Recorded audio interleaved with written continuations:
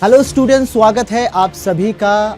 आज का जो वीडियो है वो वीडियो है मुझे सैंपल पेपर को सॉल्व करना है, किस तरह से उन क्वेश्चंस को डील करना है जो हमारे एग्जाम्स में हमसे पूछे जा रहे हैं। अब यहाँ पर प्रॉब्लम ये आती है, सबसे ज्यादा प्रॉब्लम बच्चों को आती है कि सर रीडिंग कॉम्प्रिहेंशन को किस तरह से डील करें, कितनी देर में उसको करना चाहिए, किस हिसाब से उसे पढ़ना चाहिए, क्या तरीका होता है जिससे हमें पूरा रीडिंग कॉम्प्रिहेंशन एक ही बार पढ़ने में समझ में आ जाए। तो रीडिंग स्किल्स को हम समझेंगे, ग्रामर सेक्शन, राइटिंग सेक्शन को सबको पूरा करेंगे। तो देखते रहिए मैं किस अप्रोच को इस्तेमाल करता हूं ताकि आपको पता लगे कि रीडिंग कॉम्प्रिहेंशन को आपको कैसे करना है, इसके क्वेश्चंस को किस तरह से आंसर करने हैं और ग्रामर को कैसे समझना है और राइटिंग आपके स्किल्स जो पूछे जाते हैं आप। So let's start with the sample paper that is in front of me. तो आप जरा देखेंगे बच्चों, एक बात ध्यान से देखिए, 3 सेक्शन इसमें है, reading skills, grammar and creative writing skills, literature. ठीक है, अब देखिए सबसे पहले आपके सामने ये इस तरह से सेक्शन 1 खुलकर आ चुका है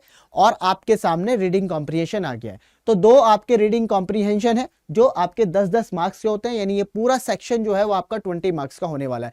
तो बहुत इंपॉर्टेंट है और बहुत ही इजी है। Most of the time students इसको बहुत टफ समझते हैं और मुझे ऐसा लगता है कि अगर आपको अप्रोच पता लग जाती है तो यही टफ क्वेश्चन बहुत ज्यादा इजी क्वेश्चन बन जाता है। लेकिन कैसे बनेगा सर, किस तरह से हम इसको कर सकते हैं? क्या हम इसे 10 मिनट के अंदर कर सकते हैं? क्या इसे हम 15 मिनट 10 मिनट के अंदर इसका काम तमाम कर सकते हैं? तो जरा इस वीडियो के लास्ट तक बने रहना, मैं सारी वो बातें आपको इस वीडियो में बताऊंगा जो रीडिंग कॉम्प्रिहेंशन को कम से कम समय के अंदर, कम से कम टाइम के अंदर आप इसके अंदर ज्यादा से ज्यादा क्वेश्चंस सही करके आओगे। तो watch it till the end, तभी आपको पता लगेगा कि क्या इस वीडियो के अंदर होने वाला है। तो चलिए सबसे पहले अगर हमारे सामने आ जाती है, अगर सबसे पहले हम अगर रीडिंग कॉम्प्रिहेंशन को शुरुआत करें पढ़ने से, तो देखिए 2 पैराग्राफ सबसे पहले हमारे सामने आ चुके हैं। ठीक है, अब 2 पैराग्राफ को हम कैसे करेंगे? सबसे पहले पैराग्राफ पढ़ेंगे और देखिए मेरी बात ध्यान से सुनना, पैराग्राफ को बहुत जल्दी पढ़ेंगे। हर पैराग्राफ को ऐसा नहीं कि आप बहुत टाइम दे दे के पढ़ रहे हो, हर पैराग्राफ में से बस कुछ इंपॉर्टेंट बातें आपको लिखनी होंगी and that's it. Okay, her paragraph में से क्या लें, कुछ इंपॉर्टेंट बातें होंगी जो मेन आइडिया होगा उस पूरे पैराग्राफ का, बस आपको वो लिखना है और आपका पूरा रीडिंग कॉम्प्रिहेंशन आप जोन आउट नहीं होंगे। आपको ये नहीं लगेगा मैं क्या पढ़ रहा था, अब क्या हो गया, पहले क्या था, मैं भूल गया क्या मैंने पढ़ा था। ये सारी प्रॉब्लम इस तरह से सॉल्व हो जाती है। तो मेरे साथ आप पढ़ना शुरू करेंगे तो देखिए क्या लिखा है। यहां लिखा है द ग्रोइंग प्रेफरेंस। पहले आप यहां से लेके यहां तक इसे पूरा, यहां से लेकर यहां तक इसे आप पूरा पढ़ेंगे, है ना, और जल्दी पढ़ेंगे। यहां तो मैं क्योंकि आपसे बात कर रहा हूं इसलिए टाइम लग रहा है, वरना मैं जब इसे पढ़ने जाऊंगा तो विद इन 3 to 4 मिनट्स में इसको पूरा पढ़ लूंगा। आपकी भी इतनी ही स्पीड में कराना चाहता हूं, लेकिन कैसे होगी वो आपको समझना होगा क्योंकि बच्चे गलती करते हैं। बच्चों गलती क्या होती है, आप है ना एक एक वर्ड को पढ़ने लगते हो। पूरे पैराग्राफ में हो सकता है कुछ चीजें रेलेवेंट हो, कुछ चीजें इररेलेवेंट हो, सारी चीजें हमने नहीं देखनी, बस हमने ये देखना है कि इस पैराग्राफ में बेसिकली बात क्या हुई है। ठीक है, तो आइए जरा इसे पढ़ेंगे। इसमें लिखा है the growing preference for indigenous craft item is a welcome trend in today's globalised world where mass produced goods often dominate markets. These handicraft products rooted in cultural and artistic traditions of their regions offer more than just aesthetic appeal. They symbolize sustainability, support local economies and preserve the heritage of diverse community. तो अगर मैं देखूं इस paragraph में सिर्फ 2 ही बातें हुई हैं। एक पैराग्राफ में तो ये बात हुई है कि इसको वेलकम किया जा रहा है, ये एक वेलकम ट्रेंड है। क्या ट्रेंड है बच्चे? एक ये वेलकम ट्रेंड है। ठीक है, तो एक पॉइंट तो मुझे यहां से ये समझ में आया कि ये एक वेलकम ट्रेंड है। ठीक है, और इससे फायदा क्या हो रहा है, क्यों लोग इसकी तरफ अपील हो रहे हैं? क्योंकि इसके अंदर सस्टेनेबिलिटी है, ये सपोर्ट करता है लोकल इकोनॉमीज को और प्रिजर्व करता है बच्चे क्या, हेरिटेज को और हेरिटेज ऑफ डाइवर्स कम्युनिटीज। तो इसके अंदर सिर्फ यही की पॉइंट है। इसको हम आगे मतलब इतना पढ़ने के बाद, अंडरलाइन करने के बाद आगे बढ़ जाएंगे और दूसरा पैराग्राफ पढ़ना शुरू कर देंगे। अब देखिए मेरे साथ ये दूसरा पैराग्राफ आप पढ़ोगे, फिर दूसरे पैराग्राफ में दूसरी बात होंगी, दूसरे कुछ पॉइंट्स होंगे। तो देखेंगे वन ऑफ द मेरे साथ पढ़ेंगे बच्चे सभी। One of the primary reasons for choosing indigenous crafts is their eco friendliness. तो ये एक बात है कि ये इको फ्रेंडलीनेस की वजह से इसे चूज किया गया है। दूसरा, unlike factory made products most traditional crafts are created using natural locally sourced material. तो जाहिर सी बात है इसे नेचुरली बनाया जाता है और लोकली सोर्स्ड बनाया मटेरियल से बनाया जाता है, ये फैक्ट्री में नहीं बनता। Artisans often employ time tested methods that minimize waste and avoid harmful industrial process।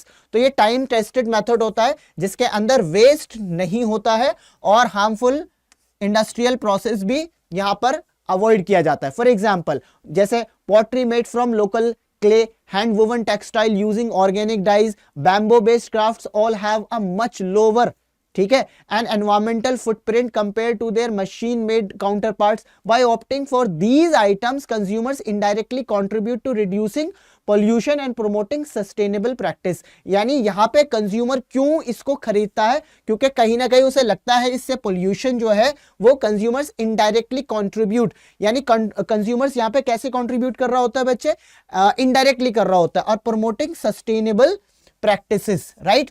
तो अब देखिए दोनों पैराग्राफ से बात कैसे समझ में आई। पहला पैराग्राफ करता है ये ट्रेंड में आ रहा है, दूसरा क्यों ट्रेंड में आ रहा है, क्योंकि ये सस्टेनेबिलिटी है, लोकल सपोर्ट इकोनॉमीज है और प्रिजर्व हेरिटेज, ठीक है। दूसरे पैराग्राफ में बात बताई गई कि ये इको फ्रेंडली है, ये फैक्ट्रीज के अंदर नहीं बनता है, और लोग जो इसे बनाते हैं, आर्टिसन जो इसको बनाते हैं, टाइम टेस्टेड मेथड है, यानी बहुत टाइम लेकर बनाते हैं जिसमें वेस्ट मिनिमाइज होता है और हार्मफुल इंडस्ट्री प्रोसेस को अवॉइड किया जाता है। फिर इसके एग्जाम्पल दिए गए कैसे, और कहीं ना कहीं कंज्यूमर इनडायरेक्टली कंट्रीब्यूट कर रहा होता है reducing pollution and promoting sustainably practices. Is that clear. तो देखो कितने अच्छे तरीके से हमने इसको पूरा समराइज कर लिया।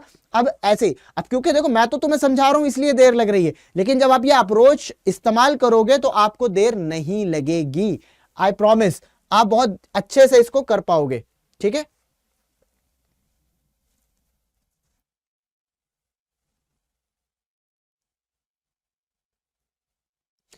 अब देखिए दो पैराग्राफ हम यहां पे पढ़ने वाले हैं इस तरह से, ओके। पैराग्राफ 3 क्या कह रहा है, supporting indigenous crafts also strengthens local economies. Many artisans depend solely on their craft for livelihood, often working in small communities where opportunities for other forms of employment are limited. When people purchase their products, it provides a direct income to these artisans, empowering them and encouraging them.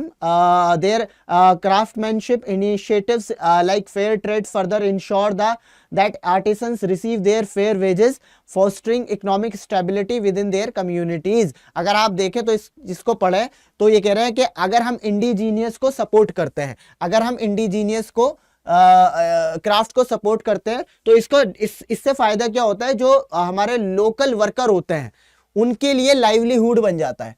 ये पूरा बस इसी पर paragraph based है, आपको इसे और कुछ पढ़ने की इसमें जरूरत नहीं है, ठीक है। फेयर ट्रेड इसके लिए एग्जांपल्स हो सकते हैं इनिशिएटिव करने के लिए कि फेयर ट्रेड लगाए जाएं ताकि वो वहां पर आके कमाया जा सके। तो अगर आप फोर्थ, अब इसके बाद क्या पढ़ेंगे, फोर्थ पर जाएंगे, ठीक है। मोर ओवर, इसके अलावा indigenous craft items help preserve culture heritage. ये बात तो पहले भी हुई थी कि प्रिजर्व करते हैं ये cultural heritage. Every handcrafted products carries a story, a glimpse of into traditions, beliefs and skills passed down through generations in India, whether it's paintings, terracotta jewelry, sculptures, और भैया अथनगुदी टाइल्स और मड वर्क फ्रेम्स और many others, each items reflect the unique identity of, ठीक है। अब देखिए 2 minute पे सुनिए, वैसे तो हमने बात की थी कि कल्चरल हेरिटेज को तो प्रिजर्व करता है, लेकिन अब इस एग्जाम्पल में एक्सप्लेन किया गया है, फोर्थ एग्जाम्पल में, ठीक है। तो इसे एक्सप्लेन किया गया कि कैसे हर एक चीज अपने आप में की स्टोरी होती है, हेरिटेज है उसके अंदर, ठीक है। its region by choosing these crafts, people not only appreciate the artistry but also help these tradition alive in an era where culture homogenization threatens diversity, right? तो क्योंकि होमोजेनाइजेशन का मतलब होता है सब एक से हो रहे हैं, ग्लोबल विलेज हो रहा है, तो वहां पे अपनी आइडेंटिटी बचाने के लिए बहुत काम करता है, ठीक है। तो फोर्थ पैराग्राफ में बेसिकली क्या बात हुई है, फोर्थ पैराग्राफ में बात हुई है कि किस तरह से हेरिटेज हमारा बचता है ऐसे क्राफ्टमैनशिप की वजह से या ऐसी क्राफ्टेड चीजों की वजह से। आइए अब पढ़ते हैं पैराग्राफ 5th एंड 6th, ठीक है। पैराग्राफ 5th और 6th पढ़ते हैं। ये यहाँ से लेके यहाँ तक पढ़ा जाएगा। देखें क्या लिखा है, in addition to their economic and cultural value, यानी इकोनॉमिक और कल्चरल वैल्यू की बात कर ली हमने पैराग्राफ 4 और 3 में। फिर इसके बाद करते हैं indigenous craft add a personal touch to homes and wardrobes, यानी एक पर्सनल टच देता है हमारे घरों के अंदर, unlike mass produce items which often lack individuality, right, और क्या बच्चे, lack individuality.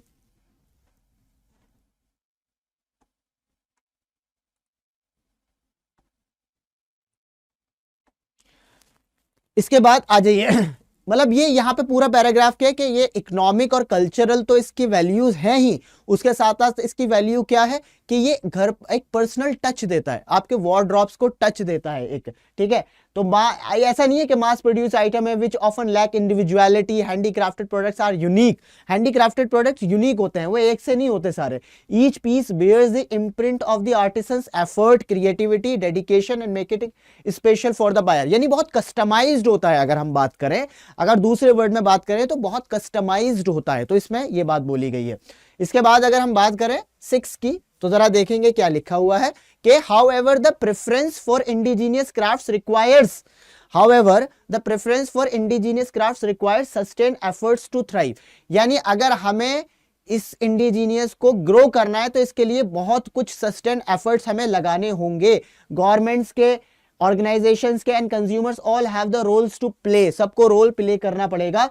Policies that promote local craftsmanship, provide training to artisans and create global platforms for showcasing their work can boost the visibility and demand for these products. Consumers too much actively seek out and invest in handmade crafts rather than opting for cheaper factory-made alternatives. Choosing indigenous craft items is a meaningful step toward a more sustainable and culturally enriched world.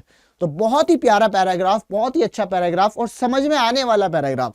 तो जब आप इस तरह से paragraph को समझ लेंगे, इस पैराग्राफ में मेनली ये बात हुई है, इस पैराग्राफ में मेनली ये बात हुई है, इस पैराग्राफ में मेनली ये बात हुई है, तो इस तरह से अगर आप पढ़ते चले जाओगे तो आप कभी नहीं भूलोगे कि क्या मैंने पहले पढ़ा था। अब क्वेश्चंस को आंसर करना तो बेहद क्या हो जाएगा, क्वेश्चन को आंसर करना बच्चे बेहद आसान हो जाएगा। तो चलिए जरा देखते हैं।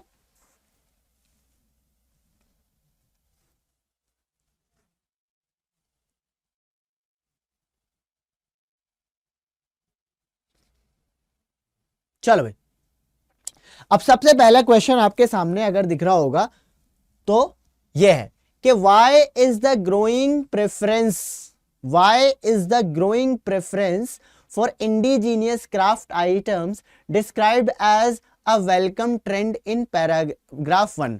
मतलब ये कह रहा है कि why is the growing preference for indigenous craft items described as welcome trend। welcome trend क्यों डिस्क्राइब किया गया, अगर आपको नहीं पता हो तो मैं आपको बता दूं कि जब हम पहले पैराग्राफ की तरफ जा रहे थे और पहले पैराग्राफ में हमने ये बात बोली भी थी, अगर आपको याद हो कि भैया कि वेलकम ट्रेंड है। वेलकम ट्रेंड क्यों है, जरा बात बताएंगे कि वेलकम ट्रेंड है क्यों। जरा देखिए कि ये क्या है, इसके अंदर क्या है, these handicraft product rooted in cultural.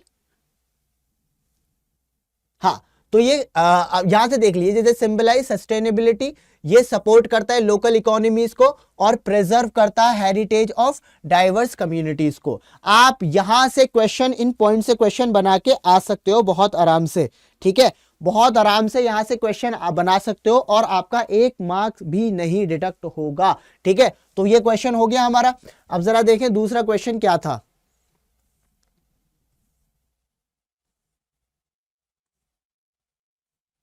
पहला क्वेश्चन तो हमने कर लिया। अब देखो मैं आपको बताना चाहता हूं कि किस तरह से आराम से किया जा सकता है। दूसरा क्वेश्चन क्या है, अकॉर्डिंग टू द पैराग्राफ 1, यानी पैराग्राफ 1 में से ये फिर the indigenous craft items have all of the following qualities except, यानी इंडिजीनियस क्राफ्ट में सब क्वालिटी है, ये नहीं है, तो जो नहीं है तो वो हम लिख लेंगे, जो है उनको एलिमिनेट कर देंगे। तो देखो क्या हैंडीक्राफ्ट, ये हैंडीक्राफ्टेड प्रोडक्ट्स होते हैं, हाँ होते हैं। इसके बाद तो फिर ये तो ऑप्शन नहीं हो सकता। इसके बाद क्या, rooted in artistic traditions, yes ये तो होता है क्योंकि एक्सेप्ट पूछा है, एक्सेप्ट पूछा है, यानी जो नहीं है, जो हैंडीक्राफ्ट वो नहीं है उसको पूछा है। इसके बाद क्या लिखा है, aesthetic in appeal, yes aesthetic in appeal भी होता है। उसके बाद लिखे इजीली एक्सेसिबल, ये बात कहीं भी पैराग्राफ में नहीं लिखी कि बहुत इजीली एक्सेसिबल मिल जाता है, तो यही इसका आंसर होने वाला है। तो सिंपल है, बहुत आराम से आप आंसर कर सकते हो हर एक क्वेश्चन का, ठीक है। इसके बाद आप तीसरे क्वेश्चन की तरफ अगर हम देखें, तीसरा क्वेश्चन क्या कह रहा है, complete the following by selecting the correct option from those given in the brackets. The usage of locally sourced materials, the usage of locally sourced materials makes the indigenous craft क्या traditional या eco friendly. जाहिर सी बात है, अगर आप locally, है ना, ये लिखा हुआ भी था, अगर आप लोकली सोर्स मटेरियल को यूज करोगे तो वो ट्रेडिशनल तो वो है ही, लेकिन अगर आप लोकल की चीजों को प्रोड्यूस करोगे तो वो इको फ्रेंडली बन जाता है। क्या बन जाता है बच्चे? इको फ्रेंडली बन जाता है। तो इसका आंसर इको फ्रेंडली होना चाहिए, ठीक है भाई। नेक्स्ट देखिए, नेक्स्ट क्वेश्चन नंबर आपका आ गया है 4। क्या कह रहा है? Select the option that is true from A to C given for what the phrase time tested method suggest in paragraph 2। देखिए, टाइम टेस्टेड मेथड को अगर आपने पढ़ा होगा, अगर आपको याद हो, तो मुझे तो याद है कि टाइम टेस्टेड हमने पढ़ा था, किस चीज से रिलेटेड पढ़ा था बच्चे? टाइम टेस्टेड लड़ा था कि टाइम लेके बनाते हैं, टाइम लेके बनाते हैं, उसके अंदर इंडिविजुअलिटी होती है, कस्टमाइजेशन होती है, ठीक है। और टाइम, क्योंकि टाइम लेके लिया जा रहा है तो इसके अंदर कुछ गलतियां नहीं होती हैं, अवॉइड होता है, यानी वेस्टेज नहीं होता है, वेस्टेज को अवॉइड किया जाता है। वेस्टेज को क्या किया जाता है? अवॉइड किया जाता है। तो अगर ऐसा कोई ऑप्शन मिलेगा तो हम उसको ट्रू मान लेंगे, बाकी सबको फॉल्स मान लेंगे। जैसा पहला ऑप्शन लिखा है इसके अंदर, artisans use traditional techniques that have been refined and prove effective over generations. Okay, हम अभी आंसर नहीं लगाएंगे अनटिल एंड अनलेस हमें सारे ऑप्शन नहीं पढ़ लेने चाहिए। आर्टिसंस यूज आउटडेटेड प्रैक्टिसेस, देखिए ये कहीं पर भी यूज नहीं किया गया है, तो इस ऑप्शन को तो यहीं एलिमिनेट कर देंगे। फिर क्या लिखा है? Artisans follow techniques that prioritise speed and mass production.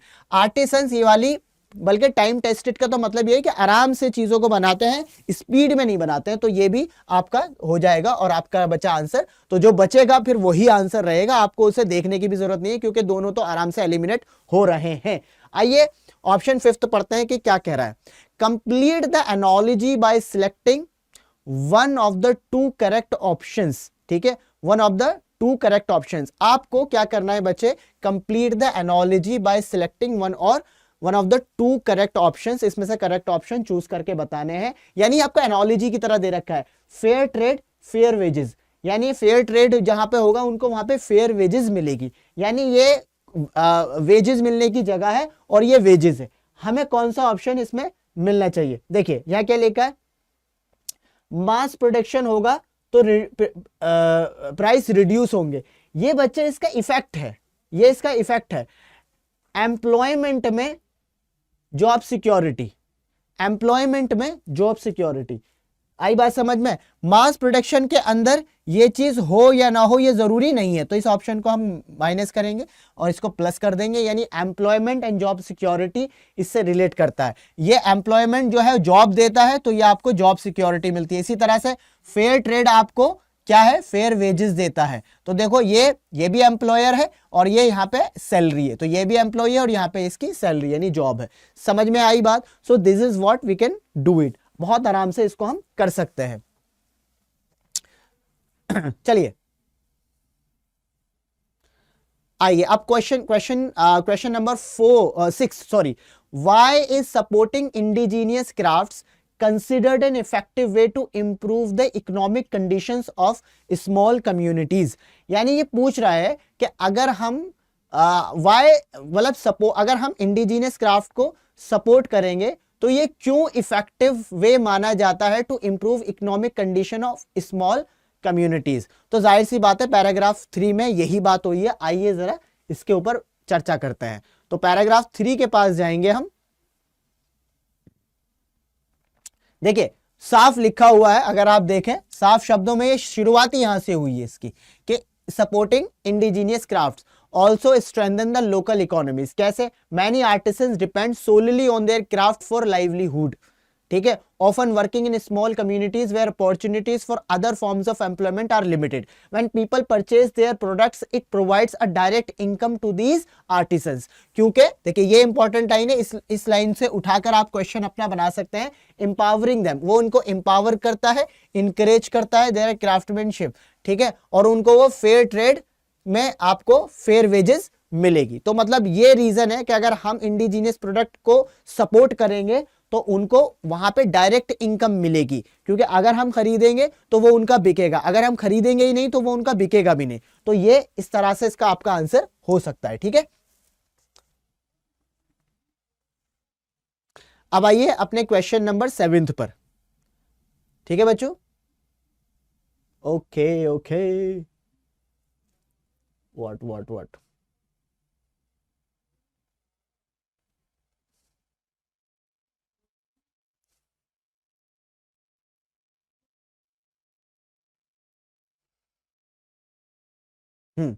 चलिए आ गए हैं हम, और क्वेश्चन नंबर 7 जो है जरा देखते हैं।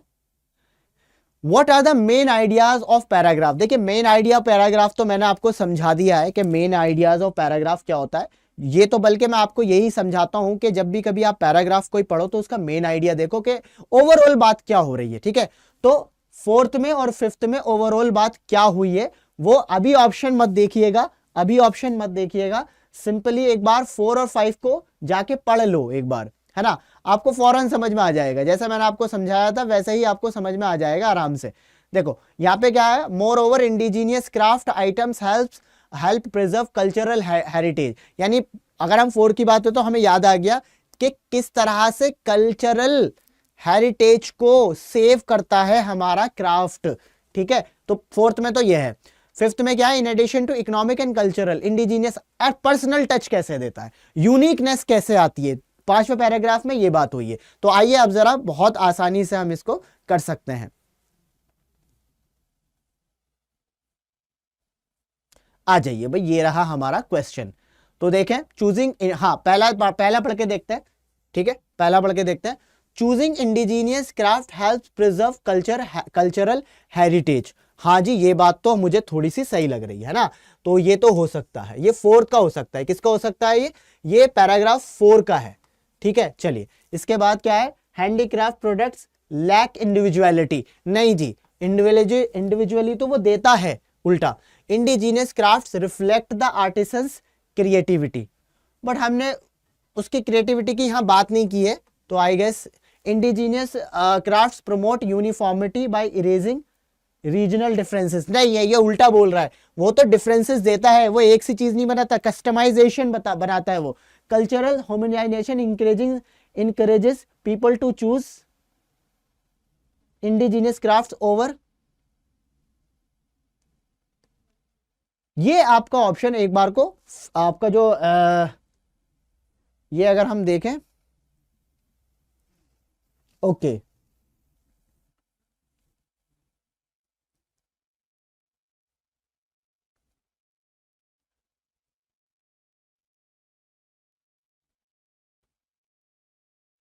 ये जो है ये 4th का हो सकता है। ये किसका हो, ये 4th का हो सकता है ना।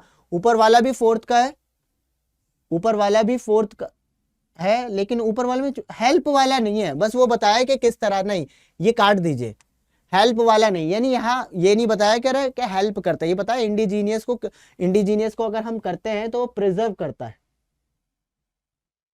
वो तो करता है। लेकिन 4था पैराग्राफ ये बताने की कोशिश कर रहा है कि किस तरह से हेरिटेज प्रिजर्व होता है, किस तरह से होता है। तो ये बताया cultural homogenisation encouraging people to choose indigenous crafts over. तो हम ये ऑप्शन चूज कर सकते हैं, आई गेस 5th है। तो 2nd क्या हो सकता है, लेकिन 2nd तो वैसे भी गलत है। तो देखो ऐसे फंस जाते हैं हम। तो क्या आप मुझे बताएंगे इसका आंसर क्या हो सकता है कमेंट में।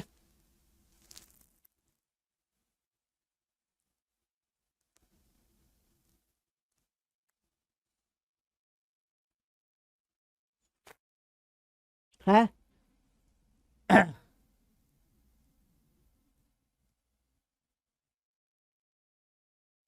क्या कर सकते हैं भाई, देखो ऐसे ये कुछ क्वेश्चन है जो आपको फंस सकते हैं।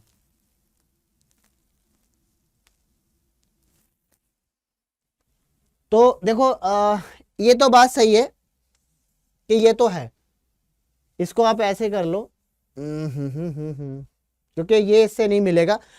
ये ऑप्शन चूज कर सकते हैं, ये देख सकते हैं, एक तो 1 और एक थर्ड देख सकते हैं, ठीक है। Indigenous craft reflect the artisans creativity, क्योंकि और ऑप्शन जो है मिलाने की कोशिश कर रहे हैं वो मिल नहीं पा रहे हैं। सी ऑप्शन ही है जो मोर करेक्ट हो सकता है। तो आप इस तरह से बेस्ट ऑप्शन चूज करेंगे, क्योंकि ये मिल नहीं पा रहे सारे, कुछ है तो कुछ है, कुछ है तो कुछ नहीं है। तो C would be the right answer, right. आगे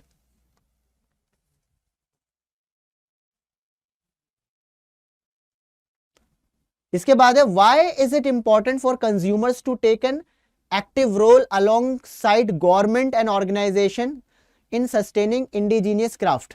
तो जाहिर सी बात है, लास्ट पैराग्राफ में ये बात हुई थी कि अगर हमें इसे प्रिजर्व करना है, इसे आगे बढ़ाना है, तो बहुत सारे लोगों की जरूरत पड़ेगी, जैसे कंज्यूमर की, जैसे ऑर्गेनाइजेशन की, जैसे गवर्नमेंट की। तो 6th पैराग्राफ में ये सारी आप बातें बता दोगे कि क्यों इंपॉर्टेंट है, ठीक है। तो आई गेस आप देखो, ये हमारे कितने क्वेश्चन है, 8 क्वेश्चन इसमें से पूछे गए हैं। तो अब हम करेंगे कौन सा, अब हम दूसरा पैराग्राफ करेंगे बहुत जल्दी से। ये क्या लिखा है, आप दूसरे पैराग्राफ को यहां से लेके यहां तक हमें पढ़ना है, ठीक है। क्या लिखा है, a recent study conducted across 2 ages group, students aged 10 to 12 and 13 to 16 explored their preferences for ballpoint and micro tip pens for various writings activities such as note taking, ठीक है ना, किस किस के लिए, note taking, examinations and personal writing। तीन चीजों के लिए, note taking, examinations and personal writing, ये ध्यान रखना है आपको। The study aimed to understand the trends in writing habits and factors influencing pen selection among the student. Aim क्या था, ये राइटिंग हैबिट्स को समझना, यानी to understand trends in writing habits. तो ये एम था, इस एम को ध्यान रखेंगे, यानी रिसर्च का जो एम था वो बताना है। और फैक्टर्स जो इसको क्या करता है, फैक्टर्स जो इसको इन्फ्लुएंस करते हैं वो कौन से फैक्टर, ये पता करना। चलिए कोई बात नहीं, दूसरा पैराग्राफ है हमारा यहां से लेके यहां तक, और ये कह रहा है the results reveal distinct patterns based on age group and writing purposes among students 10 to 12, यानी जो 10 से 12 साल के बच्चे हैं, 65% preferred ball point pens for note taking, note taking के लिए एंड साइटिंग ईज। हाँ, नोट टेकिंग के लिए 65% लोगों ने बॉल पॉइंट को चुना नोट टेकिंग के लिए। क्यों, citing ease of use and affordability as key factors. तो इसका रीजन क्या था कि ईज ऑफ यूज है, ईज ऑफ यूज है, एंड अफोर्डेबिलिटी दूसरा रीजन है, और सस्ते हैं। यानी नोट टेकिंग के लिए हम क्यों महंगे महंगे पेन लें, 65% लोग ऐसा कह रहे हैं कि क्यों हम ऐसा करें, ठीक है। और ये ईज यूज है, ये इन्होंने रीजन बताया इसका, ठीक है। हाउएवर 35% ऑप्टेड, हाँ इसी में से जो मतलब 35% थे उन्होंने किसको चूज किया, माइक्रोटिप पेन्स। हाँ, valuing their precision and smooth writing, यानी वो बहुत प्रिसीशन, बहुत प्रिसाइज वे में लिखता है, क्योंकि गढ़ा गढ़ा के लिखा जाता है उससे, ठीक है। Smooth writing, okay. For examinations ball point pens were the overwhelming choice, यानी एग्जामिनेशन के लिए जो वो है ओवरवेलमिंग चॉइस है वो है ball point, with the 78% favouring. यानी एग्जामिनेशन के पॉइंट ऑफ व्यू से अगर हम बात करें तो 78% लोगों ने इसको फेवर किया है। और बताया गया है कि स्पीड और reliability, while 20% stuck with the micro pen और अप्रिशिएटिंग द फाइन कंट्रोल। यानी जो 22% है उन्होंने एग्जामिनेशन के पॉइंट ऑफ व्यू से बताया कि भैया हम इसे देंगे क्योंकि कंट्रोल रहता है, ठीक है। और 78% लोगों ने कहा कि भैया स्पीड और भैया रिलायबिलिटी ज्यादा रहती है। तो समझ में आ रही होगी बात, आपको क्लियर है। तो भाई पूरा हमें यहां तक समझ में आया। चलिए अब पैराग्राफ 3 पढ़ते हैं, क्या कह रहा है। इन 13 and 16 एज ग्रुप, अब देखो 10 से 12 साल वाले बच्चों की बात हो गई, अब 13 से 16 साल वाले बच्चों की बात हो रही है। प्रेफरेंसेस शिफ्टेड स्लाइटली, कैसे, फॉर नोट टेकिंग। अगर हम नोट टेकिंग की बात करें, ठीक है, फॉर नोट टेकिंग, सिर्फ नोट टेकिंग की बात करें, 60% फेवर्ड माइक्रो टिप्स पेन्स, यानी 60% लोगों ने माइक्रो टिप्स पेन्स को चूज किया। Highlighting their ability to produce neat legible notes, यानी क्यों चूज किया उन्होंने, क्योंकि उन्हें चाहिए नीट लेजिबल नोट्स, यानी उन्हें ऐसे नोट्स चाहिए जो बाद में पढ़े तो उन्हें समझ में आ जाए, ये उनकी प्रेफरेंस थी। While 40% continued use ball point pens during, अच्छा ड्यूरिंग एग्जामिनेशंस हाउएवर, अगर एग्जामिनेशन की हम बात करें तो 60% still relied on ball point pens, यानी एग्जामिनेशन में 60% बॉल पॉइंट ही यूज करते हैं, indicating their consistency under time constant, वही टाइम मैनेजमेंट की वजह से कि जल्दी जल्दी लिखा जाता है तो उससे काम हो जाता है। When it come to personal writing, लेकिन अगर हम पर्सनल राइटिंग की बात करें, सच एज जर्नलिंग और creative task 58% in this group choose micro tip pens, यानी उन्होंने ये चूज किया। अप्रिशिएटिंग एस्थेटिक अपील और फाइनर लाइंस, क्योंकि पर्सनल डायरी लिख रहे होंगे तो उन्हें मतलब अच्छा लगना चाहिए। Well 42% stuck with a ball point for their convenience की वजह से, ठीक है। इसके बाद चौथा पैराग्राफ क्या कहता है, these findings point to the importance of understanding age specific preferences, these findings point to the importance of understanding age specific preferences and task requirements, enabling manufacturers to innovate products. Manufacturers could further explore incorporating hybrid features such as pens offering the speed of ballpoint pen pens with the precision of micro tip pens to cater the wider range of student preference। यानी चौथा paragraph बोल रहा है कि ये research जो है वो मैन्युफैक्चर के लिए बहुत इंपॉर्टेंट है, क्योंकि वो कुछ ऐसे पेन बना सकते हैं जो तेज भी लिखे और आपके उस पर आपका कंट्रोल भी हो, तो वाइड रेंज बच जाएगी, यानी सभी लोग फिर उसको खरीद पाएंगे। ये रिसर्च का कंक्लूजन निकल कर आया है। चलिए भाई अब सीधा हम देखते हैं अगर और पैराग्राफ है, वैसे तो ये मुझे कंक्लूजन ही लिख रहा है, हाँ जी कंक्लूजन ही है। सो आ जाइए भैया, आ जाइए पहले क्वेश्चन की तरफ। पहले आप भी इस क्वेश्चन को बहुत अच्छे से पढ़ेंगे, बहुत अच्छे से इस क्वेश्चन को पढ़ेंगे, ठीक है। क्या लिखा है, why did the study most likely focus on the two specific age groups of 10 and 12 and 13 to 16? This is because these age groups क्या represent the largest population of growing students, या फिर are when students develop and refine their writing habits, या फिर were the easiest to survey across various school, या फिर have a natural preference for ball point pens। तो इसका answer होना चाहिए बी। क्यों? क्योंकि उसमें मैं आपको अगर बात बताऊं, ये लीजिए, अगर मैं आपको बात बताऊं, ये कहना चाह रहा है कि ये ग्रुप जो होता है ना, are when students develop refine their writing habits, यानी इस ही एज के अंदर बच्चा अपनी राइटिंग को सुधार रहा होता है, तो इस वजह से इस स्पेसिफिक एज ग्रुप को लिया गया है, ठीक है। दूसरा ऑप्शन जरा पढ़ लेते हैं, identify the phrase, question number 2 है ये, identify the phrase in paragraph 1 that conveys the writer's reference to the patterns और preferences observed in how student use pens for various writing task. ये पैराग्राफ 1 में बात बताएगी, identify the phrase in paragraph 1 that conveys the writer's reference to the patterns और preference observed in how student use.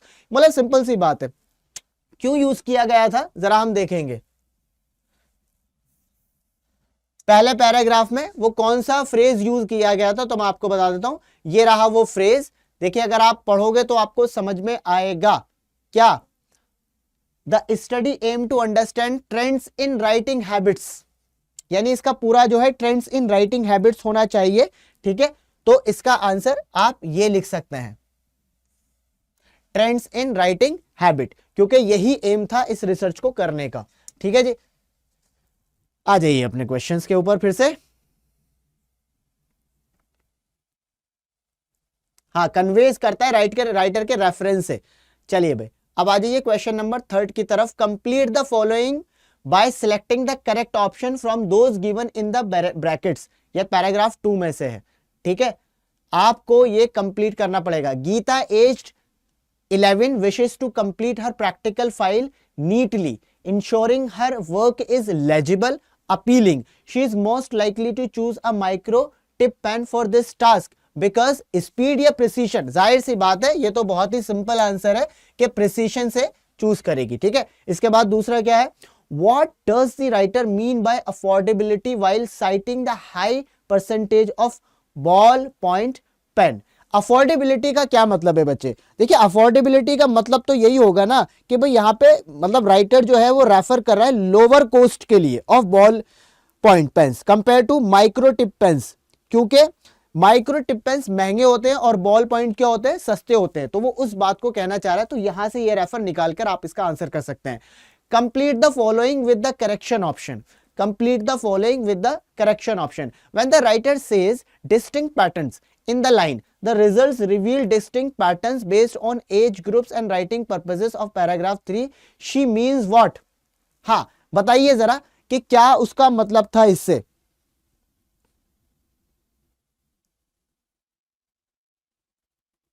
जल्दी जल्दी। देखिए सिंपल सी बात है, अगर आप जानने की कोशिश करोगे तो आपको पता लगेगा,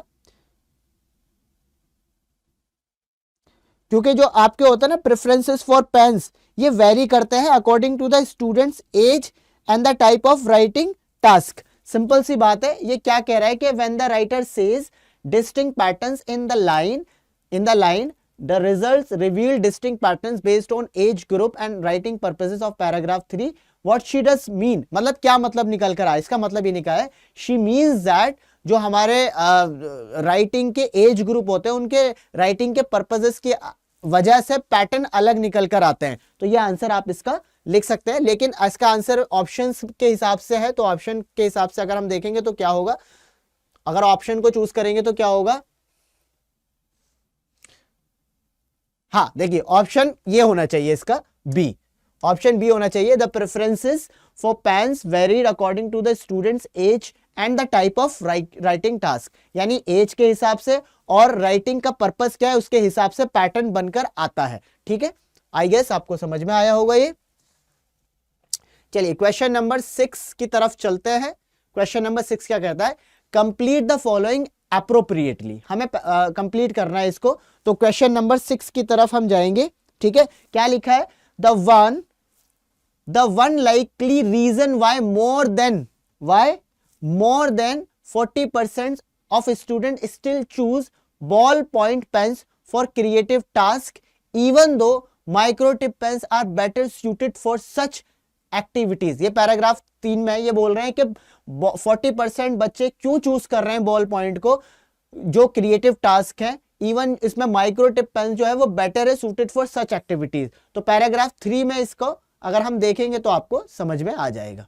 ठीक है, पैराग्राफ 3 में हमने बात की थी इन 13 to 16 एज ग्रुप प्रेफरेंसेस, तो इसमें से आप देखेंगे while 40% continued to use ball point pens. अब आप देख लीजिए इसमें अगर आपको पता लगेगा तो इसमें देखो, इसमें वैसे डायरेक्ट कोई रीजन नहीं दिया गया है। ठीक है, देखो बॉल्स पॉइंट जो होते हैं ना वो ड्राई नहीं की करते, क्विकली डोंट ड्राई। ठीक है, unlike micro tips pen, ball point जो है वो वर्क करते हैं on a variety of service, है ना, हर किसी सर्विस पे वो काम करने लगते हैं। ठीक है, मतलब बहुत ज्यादा क्या होता है, फ्लेक्सिबल होते हैं। तो आप इसका आंसर देखें कि ball pens are very flexible, that's why people choose it. आप इसे बोल सकते हैं, लिख सकते हैं, ये आउट ऑफ द पैसेज है वैसे तो क्वेश्चन, बट इसका इसी तरह से आंसर किया जा सकता है। फिर इसका है question number 7, how are aesthetic appeal and finer lines connected. मतलब एस्थेटिक अपील और फाइनल लाइंस कनेक्ट कैसे होती हैं, इसका सिंपल मीनिंग आपको अगर मैं बताऊं तो ये कहना चाह रहा है कि हम जब कोई चीज लिख रहे होते हैं तो उसमें एस्थेटिक लुक देना होता है। ठीक है, और फाइनल लाइंस किस तरह से कनेक्ट होती हैं, तो इसका मीनिंग आपको लिखना होगा। ये देखिए क्वेश्चन नंबर 1 ही है इसके, सॉरी मतलब ये एक ही नंबर का है, तो इसे आप ज्यादा बढ़ा चढ़ाकर नहीं लिखेंगे। ठीक है, क्योंकि भाई सिंपल सी बात है, देखिए जब एस्थेटिक अपील कब होगी, जब आपकी लाइन नीट एंड क्लीन होगी। सिंपल सी बात है, यानी फाइनर लाइक्स और एस्थेटिक से क्या कनेक्शन है, सिंपल कनेक्शन है कि फाइनर लाइंस का मतलब होता है जब आप बहुत अच्छे से नीट एंड क्लीन लिखोगे तो वो अपने आप में एस्थेटिक लगेंगे, दैट्स इट। फिर इसके बाद है elaborate how hybrid features in pens would lead to a commercially viable product. Paragraph 4 पढ़ लेना कि किस तरह से ये जो हाइब्रिड फीचर्स है, यानी अगर क्या हो कि बॉल पॉइंट के फीचर्स और आपके जो ये माइक्रो पेन के फीचर्स साथ मिल जाएं तो क्या होगा। सिंपल सी बात है, फिर आपके जो लोग बॉल पॉइंट पसंद करते हैं और जो वो पसंद करते हैं वो सारे मिल जाएंगे, और भैया कमर्शियली बहुत फायदा होगा, ज्यादा बिक जाएगा वो पेन, इससे ये पता लगता है। ठीक है भाई। अच्छा, क्वेश्चन नंबर 9 में क्या लिखा? Fill in the blank with one suitable word. Understanding age specific preferences helps manufacturers design products that cater to the unique needs of different age groups, ensuring the products are both, हाँ क्या हो, both appealing भी हो, है ना, और आपका कैसा होना चाहिए, अपीलिंग भी होना चाहिए, और कैसा होना चाहिए बच्चे यानी अपीलिंग भी होना चाहिए, यानी देखने में भी अच्छा होना चाहिए, और जो चीज देखने में भी काम में भी अच्छा होना चाहिए। तो यहां पे आप लिख सकते हैं कि फंक्शनल भी होनी चाहिए, या फिर यूजफुल, या फिर यूटिलाइजेबल भी होना चाहिए। तो आप यहां पर ये चीजें लिख सकते हैं। तो अब आ गया है हमारा भैया section B, that is writing skills and grammar. ठीक है, तो राइटिंग स्किल्स और ग्रामर पर हम बात करने वाले हैं। तो आइए भाई शुरुआत कर देते हैं बिना किसी देरी के इस सेक्शन को। तो सभी बच्चे आइए जरा ग्रामर की तरफ आ जाइए सभी बच्चे। ठीक है, क्वेश्चन को शुरू करना, पढ़ना शुरू करेंगे और आराम से पढ़ेंगे। देखो क्या लिखा है, fill in the blank by using the correct form of the word in the bracket. तो ये दे रखा है the special subscriptions of newspaper are well illustrated होना चाहिए। क्या होना चाहिए बच्चे, यहां पे इलस्ट्रेटेड होना चाहिए, इलस्ट्रेटेड। ठीक है, यहां इलस्ट्रेटेड आंसर होगा। आइए, तो ये तो हो गया, अब आगे बढ़ते हैं।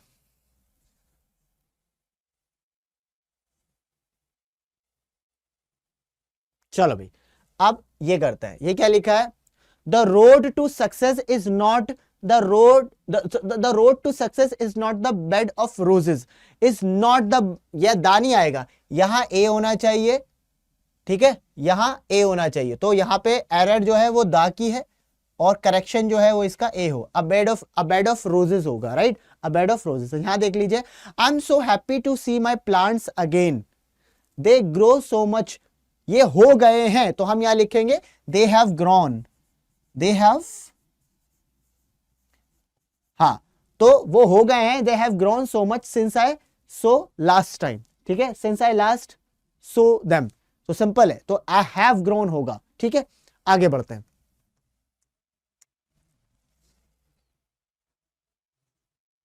पढ़े वही से, ये क्या लिखा है, they said to the guide we would love to come here again next year, report it correctly by completing the following.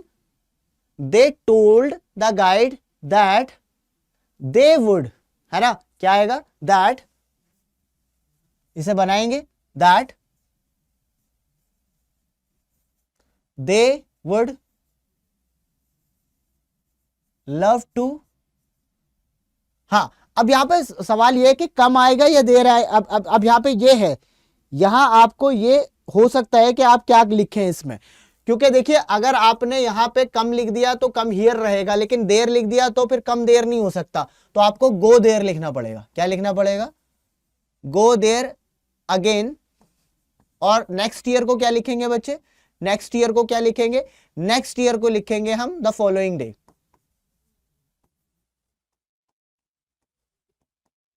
The following day, right. अब इसके बाद आ जाइए question number, okay, question number 5 पर आ जाइए। क्या लिखा है, there would be no compromise dash the quality of items supplied. तो रिगार्डिंग होना चाहिए इसका सही आंसर। ठीक है, क्या होना चाहिए, regarding would be the right answer. There would be no compromise regarding the quality of item supplied. ठीक है, तो सिंपल है ये। चलिए नेक्स्ट की तरफ चलेंगे।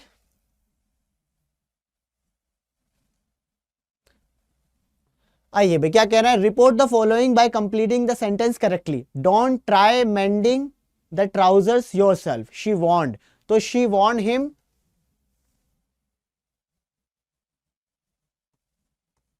नॉट टू ट्राई, यहां से कर सकते हैं, she want him not to try mending the trousers, mending the trousers yourself का क्या हो जाएगा, शी वांट हिम ना, हिमसेल्फ, हिमसेल्फ लिखेंगे. So she want him not to try mending the trousers himself. ठीक है, नेक्स्ट.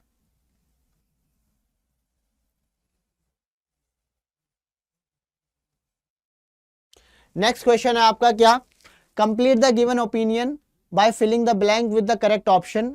और ये है the experience of watching the movie left me dash. तो यहां पे जब कभी आए या हैड आ जाए कभी, या इसी तरह से कोई भी वर्ब की सेकंड फॉर्म आ जाए और प्लस उसके बाद ऑब्जेक्ट आ जाए, तो यहां पे जो आएगा वो वर्ब में आईएनजी आएगा. तो वर्ब में आईएनजी यहां पर कहीं है, हाँ जी हाँ है, फीलिंग आएगा. तो यहां पर आप फीलिंग लिख देंगे बिना कुछ सोचे समझे. ठीक है, तो ये हो गया आपका आंसर. इसके बाद देखेंगे भाई, फॉर्मूला देख लेना, ये बार बार पूछा जा रहा है आपसे, 2025 में भी पूछा गया था. The given question has an error. अच्छा, आगे एरर होगी, तो चलो इस क्वेश्चन को करते हैं भाई सॉल्व. कैसे करेंगे, चलो दे दिया हमें, आइए. The given question has an error, select the option that correctly identifies the correct answer. Which kind of person, ये तो सिंपल है, विच काइंड ऑफ नहीं आएगा यहाँ पे, विच काइंड ऑफ नहीं आएगा भैया, यहाँ आएगा व्हाट काइंड ऑफ. क्या आएगा, व्हाट काइंड ऑफ. तो यहाँ पे व्हाट कहीं है, हाँ जी. एरर जो है वो विच है और करेक्शन जो है इसका क्या है, वो व्हाट है. तो A would be the right answer. ठीक है, नेक्स्ट क्वेश्चन की तरफ चलेंगे अब.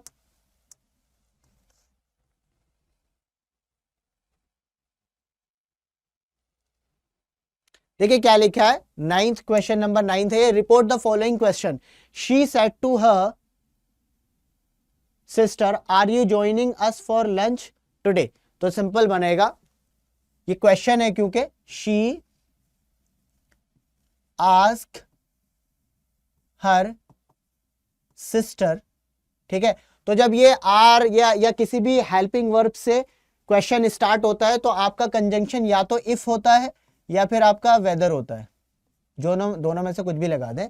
ठीक है, she ask her sister if या वेदर. ठीक है, इसके बाद आपको सब्जेक्ट लिखना होता है, सब्जेक्ट है यू, लेकिन यू का क्या हो जाएगा, she said to her sister.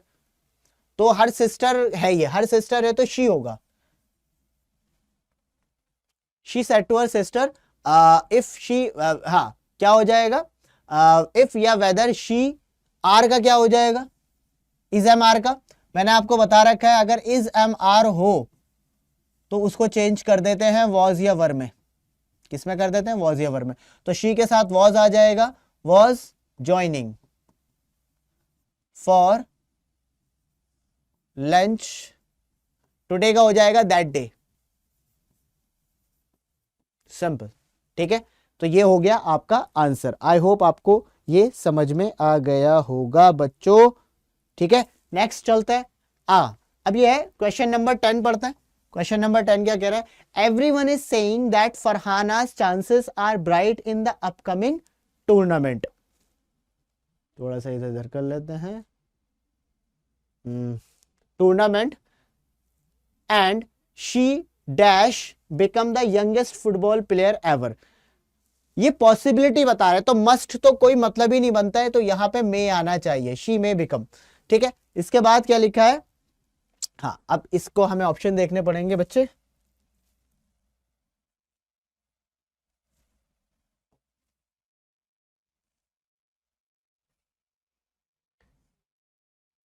यहां कर देते हैं, अब पूरा दिखा है. ठीक है, आइए भाई जरा आ जाइए आ जाइए आ जाइए, क्या है क्वेश्चन जरा देखते हैं हम. ये लिखा है, dash student in the class submitted there assignment on time. तो देखिए ऑल नहीं लिख सकते, ऑल इसलिए लिख सकते हैं क्योंकि ऑल के साथ लिखना जाना चाहिए क्या, स्टूडेंट्स आना चाहिए. ठीक है, अब क्योंकि सबकी बात कर रहे हैं तो वन नहीं लिख सकते, एवरी लिख सकते हैं. ठीक है, एवरी स्टूडेंट के साथ स्टूडेंट ही लिखा जाता है, प्लूरल नहीं लिखा जाता. तो यहां पर फिर एवरी आना चाहिए, एवरी स्टूडेंट. राइट,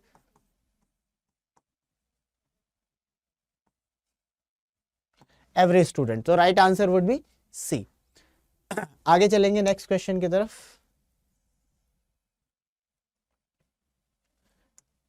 देखिए भाई नेक्स्ट क्वेश्चन क्या है आपका, choose the correct option to fill in the blank. I looked inside the bucket and I saw there was water in it, so they had to add more to use.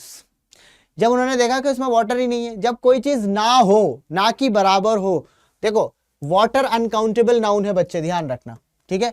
Water क्या है? Water आपका uncountable noun है, यानी water को count नहीं किया जा सकता। तो जिन चीजों को काउंट नहीं किया जा सकता उनके लिए लिटिल वर्ड यूज करते हैं। क्या यूज करते हैं? Little word. और जिन चीजों को काउंट किया जा सकता है उनके लिए फ्यू यूज करते हैं, काउंटेबल होती हैं क्योंकि वो, ठीक है। अब क्योंकि ये काउंटेबल नहीं है तो फ्यू तो नहीं आ सकता, ठीक है, एनी भी नहीं आ सकता, लीस्ट भी नहीं आ सकता। Right answer would be little water, ठीक है, little water would be the right answer. I hope आपको ये बात समझ में आ गई होगी। चलिए भाई अब हम करेंगे राइटिंग का, ठीक है। तो राइटिंग में क्या है, सबसे पहले आपसे नॉर्मली लेटर पूछे जाते हैं, ठीक है। आपको 2 लेटर दिए जाएंगे, ठीक, और 2 लेटर में से एक लेटर आपको चूज करके लिखना है। तो मोस्ट ऑफ द टाइम ये देखा जाता है कि ज्यादातर मैं भी रिकमेंड करता हूं कि आप लेटर टू एडिटर वाला ही चूज करें, कि वो बहुत ईजी होता है लिखना, ठीक है, तो वो थोड़ा सेफ साइड रहता है। तो चलिए लेकिन क्या है सारा देख लेते हैं। सबसे पहले लेटर आया as Vaibhav, the club in charge of your school's ecology club, you strongly believe in the importance of starting eco clubs in school in the rural areas surrounding your city to promote preservation and conservation of nature. Write a letter to the education secretary of your city in about 120 words highlighting the significance of ecological awareness, suggesting the need to establish eco clubs in these schools. देखिए आप जो हैं वो basically वैभव नाम है आपका, आप club in charge of your schools ecological club, यानी इकोलॉजिकल क्लब के आप चार्ज हो, इंचार्ज हो, क्लब इंचार्ज हो, ठीक है। तो एज आप क्लब इंचार्ज, आप किसको? एक अथॉरिटी को आप वो लिख रहे हो, क्या? लेटर लिख रहे हो। तो लेटर लिखने का फॉर्मेट अगर आपने नहीं देखा है तो वीडियो के डिस्क्रिप्शन में उसको आपको मैं लिंक बता दूंगा। वीडियो के डिस्क्रिप्शन में लिंक है कि लेटर राइटिंग कैसे करनी है वो आपको वहां पर मिल जाएगी, ठीक है। तो वहां पे आपको नॉर्मली बता देता हूं कि मैं आपको फॉर्मेट तो आपको बता दूंगा, लेकिन उसमें आपको क्या है, देखिए, significance of ecological awareness, suggesting the need to establish eco clubs in these school. ये जो 2 की पॉइंट इसके अंदर दे रखे हैं ये आपके मेन बॉडी पार्ट के अंदर इंक्लूड होने चाहिए, इसी के बेसिस पर आपको ये सारा लिखना होगा। कैसे लिखा जाता है लेटर वो मैंने अलग वीडियो में इसका पूरा डिस्क्रिप्शन दे रखा है, लेकिन बहुत सिंपल है, बहुत अच्छे से इसको समझ सकते हो आप। दूसरा देखिए क्या है, as Amita the vice head girl of Vidya Mandir, vice head हो आप, आपका नाम अमिता है, विद्या मंदिर में आप पढ़ते हो। You are aware of the increasing prevalence of cyber attacks, unauthorized exploitation of systems, networks and technologies affecting individuals across the demographics. Write a letter to the editor of National Daily in about 120 words stressing the urgent need to promote digital security among all age groups and highlight the challenges posed by the cyber threats and propose practical solution to the address this growing issue. यानी एक article लिखवाना है इसके बारे में, यानी उन्होंने simple सी editor को क्या किया है, एक लेटर लिखा है, क्या कि वो स्ट्रेस करें अर्जेंट नीड टू प्रमोट, इस चीज का प्रमोट करें कि digital security among all age group, highlight करें चैलेंजेस जो हो रहे हैं और कुछ प्रैक्टिकल सॉल्यूशन प्रोवाइड करें। ये एडिटर को लिखा गया है। तो ये सारी की सारी चीजें जो इन्होंने खुद लिख रखी हैं ये आप एज हेडिंग तो आप नहीं बनाओगे इसके अंदर, लेकिन आपको दिमाग में रखनी है कि इन्हीं पॉइंट्स को इलैबोरेट करना है अपने उसके अंदर। इससे ना आगे कुछ बोलना है ना आगे पढ़ना है, बस जो पॉइंट दे रखे हैं उसको इलैबोरेट करना है, दैट्स इट। इसका फॉर्मेट मैं आपको जैसे बता रहा हूं कि वो तो होता ही है, आपको मिल ही जाएगा। अब है आपका एनालिटिकल पैराग्राफ राइटिंग। इसका कोई फॉर्मेट नहीं होता, ये एक पैराग्राफ होता है, 120 वर्ड्स के अंदर ही लिखा जाता है, ठीक है। अब ये देखो क्या है, कैसे पढ़ रहा है कि you are the president of debate society in your school, 2 guest speakers mister Rajan Sharma and mister Kapoor have written to express their interest in participating in your upcoming debate competition, below are experts from their letters. यानी आप किसी debate society के president हो, आपके पास letters आए कि भाई हम आपके डिबेट कंपटीशन में गेस्ट बनना चाहते हैं, आपके बच्चों को कुछ सिखाना चाहते हैं। तो 2 एप्लीकेशंस आई हैं, उन दोनों ने बोला है कि भाई मैं ये हूं, मैं ये हूं, ठीक है, मैं ये हूं, मैं ये हूं, ये सब अपनी उन्होंने बातें बताई है कि मैं कौन हूं। इनको अच्छे से आप पढ़ेंगे, देखेंगे और उसके हिसाब से फिर आप लिखना शुरू करेंगे। और देखिए फिर क्या कह रहे हैं, analyse the information in a paragraph justifying which guest speaker would be a better choice. Consider, कौन कौन से फैक्ट्स को कंसीडर करना है बस ये देख लीजिए।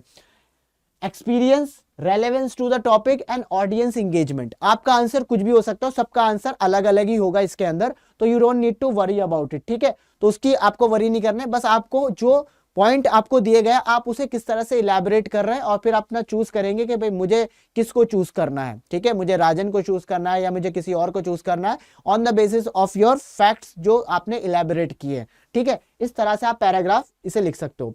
इन द सेम में दूसरा पैराग्राफ आपका देखिए किस तरह से है। जसप्रीत क्लास 10th में is known for her creativity, excellent communication skills and ability to think outside the box.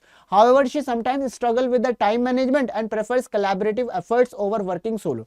यानी वो सोलो पसंद नहीं करती है, मतलब engagement या टीम वर्क के साथ काम करना पसंद करती है। She has been assigned an art integrated project presentation and must choose a partner from Sunaina, Tabassum and Alice. इन तीनों के बीच में से उसे एक को चूज करना है। तीनों की क्वालिटीज आपको दिए हैं, आप इसमें पढ़ेंगे और आप क्या कहेंगे, based on the features of each candidate analyse and decide who would be the best partner for Jaspreet. Consider aspects, कौन कौन से एस्पेक्ट्स आपको कंसिडर करने पड़ेंगे, complementary strength, team work and projects requirement. ये आपको बस ध्यान रखना है। इन बातों को ध्यान रखते हुए आप चूज करेंगे यहां पर अपना पार्टनर, उसमें आप लिख देंगे कि मैंने ये एनालाइज किया, मैंने ये चीजें देखी, इसलिए मैं इस बंदे को चूज कर रहा हूं। तो इस तरह के आपके पैराग्राफ राइटिंग आपका लिखने के लिए आता है, एनालिटिकल पैराग्राफ राइटिंग। तो आज की वीडियो में हम इतना ही रखते हैं। Thank you so much for being here. Thank you.